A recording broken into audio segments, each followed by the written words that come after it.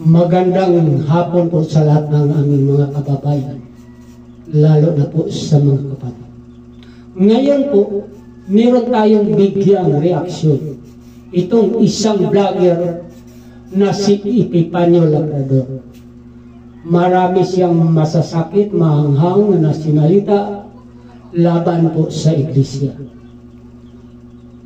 Dito po, nakita ko, wala pa siyang ebidensya, pero daldal siya. Walang habas na sinalita niya ang mga masakit na salita. Ito po, pakinggan natin ito.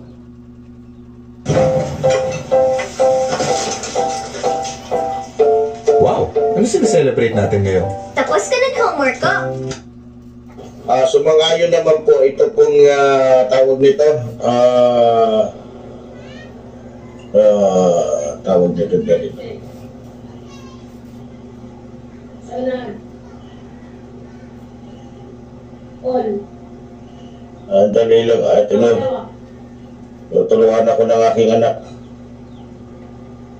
Okay. So, okay.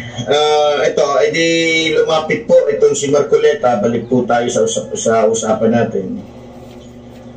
Lumapit po itong si Marcoleta dito po kay Sarah para magpa-endorso. Para magpa-endorso. Okay. Dali lang ha.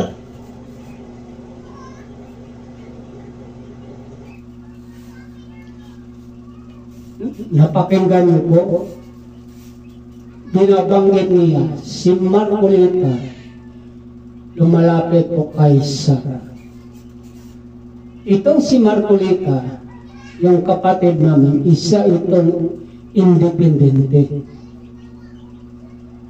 Dahil po, nangailangan po ito ng mga taong mag-endorso, siya po ini-endorso ni Bibi Sara. Katunayan po, ito si Marcoleta, ulilat po ito sa Sobi. Dahil po kinakailangan sa isang kandidato na lumalapit sa bag-isa na isang Pilipino. Dahil po kinakailangan niya ang boto